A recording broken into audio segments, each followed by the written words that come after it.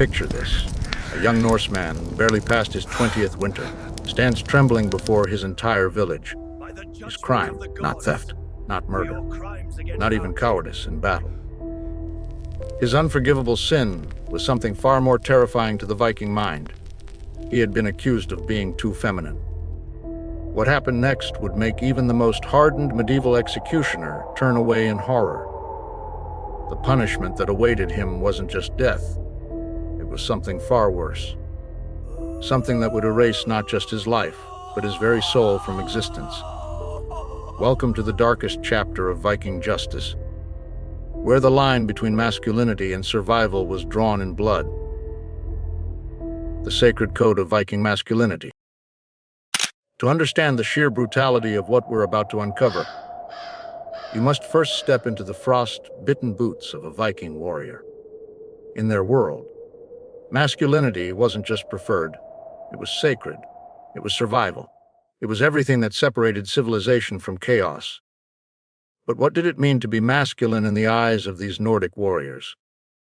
Picture the ideal Viking man, beard thick as winter fur, arms like tree trunks from wielding battle axes, voice booming across fjords like thunder itself. He dominated in combat, commanded in the home, and conquered on foreign shores. This wasn't just an image. It was a religious commandment written in the very fabric of their society. And then there was Urgi. Urgi. Even speaking this word sent shivers down Viking spines. It was their term for unmanliness. But calling it unmanliness is like calling a hurricane a bit of wind. Urgi was spiritual contamination. It was the ultimate shame. Worse than death, worse than exile, worse than having your name carved from every runestone and your deeds forgotten by the skalds. A man accused of Urgi was believed to possess what Vikings considered feminine traits: passivity, softness, emotional vulnerability, or, most damning of all, taking what they saw as the woman's role in any relationship. To the Viking mind, such a man was not just unfit for their society.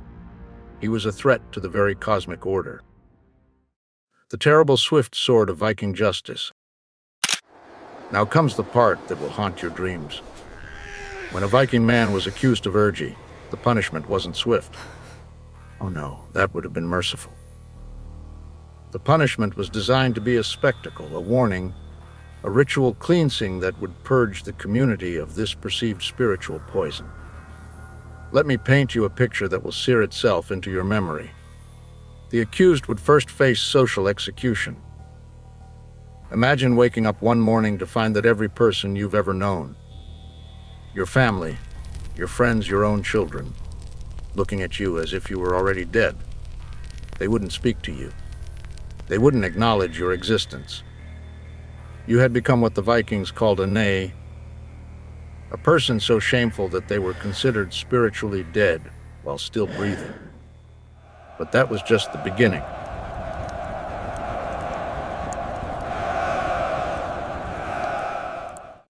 The physical punishments that followed were crafted to mirror what Vikings saw as the feminine weakness of the accused.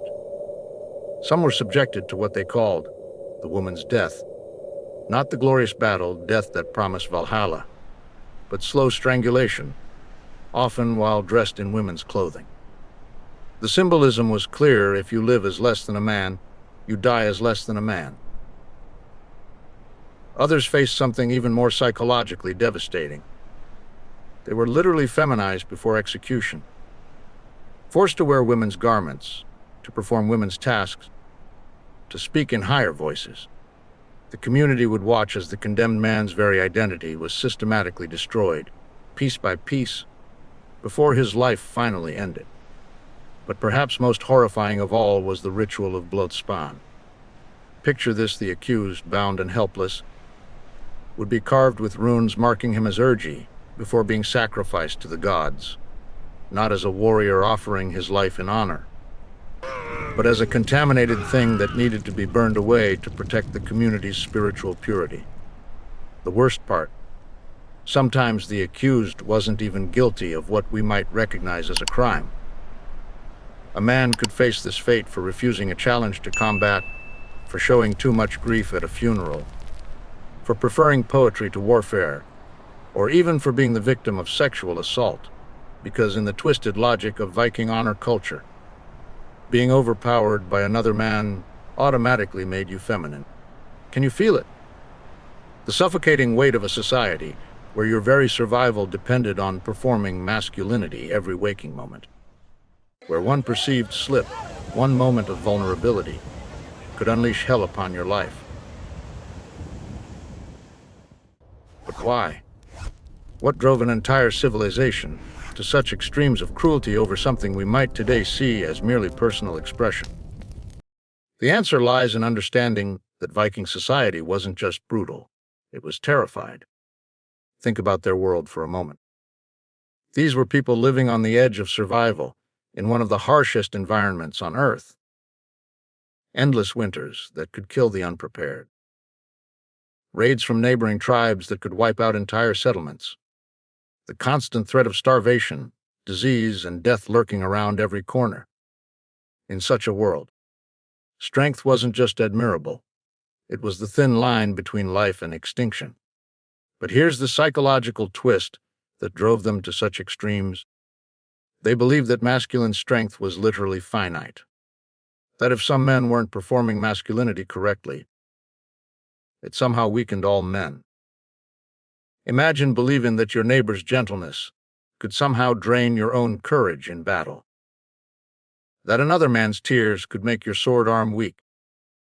That another man's vulnerability could invite the gods to abandon your entire community. This wasn't just prejudice. It was a form of magical thinking that turned masculinity into a zero-sum game. Every feminine man was seen as a leak in the dam, holding back chaos and death. But there's an even darker truth lurking beneath this logic. The extreme punishment of orgies served another purpose. It was a threat that kept all men in line. Every Viking male grew up knowing that stepping outside the narrow bounds of acceptable masculinity could result in the most horrifying fate their culture could imagine. It was social control through terror. A psychological prison where the guards were everyone you'd ever known, and the punishment for trying to escape was worse than death itself. And here's what should chill you to the bone: this system didn't just punish the feminine. It imprisoned everyone. Even the most masculine Vikings lived in constant fear of being seen as too soft, too emotional, too human. They had created a culture where showing your full humanity was literally a crime punishable by spiritual annihilation. Echoes of ancient terror in modern times. Now, as we step back from this blood-soaked chapter of history, you might be thinking, thank God we've evolved beyond such barbarism. But have we? Really? Look around our world today. How many men still live in invisible prisons, afraid to show vulnerability, afraid to cry, afraid to be anything other than what society deems masculine enough? How many young boys grow up learning that their worth is measured not by their kindness or their creativity, but by their ability to suppress every emotion, except anger? The weapons have changed, but the war remains the same. Instead of battle axes, we use ridicule. Instead of ritual execution, we use social exile. Instead of burning at the stake, we use the slow burn of shame and isolation. Every time someone is told to man up when they're struggling with depression, every time a boy is mocked for crying, every time a man is shamed for not conforming to rigid gender expectations, we're witnessing the ghost of Urgi still haunting our world.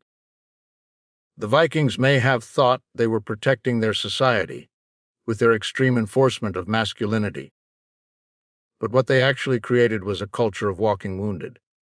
Men so terrified of being seen as weak that they became incapable of true strength, which can only come from embracing the full spectrum of human experience. Here's the final, crushing irony. In their desperate attempt to eliminate feminine weakness, the Vikings created the ultimate weakness. A society of men too afraid to be human, too terrified to show compassion, too broken to truly connect with others. They thought they were forging warriors, but they were actually manufacturing prisoners of their own fear.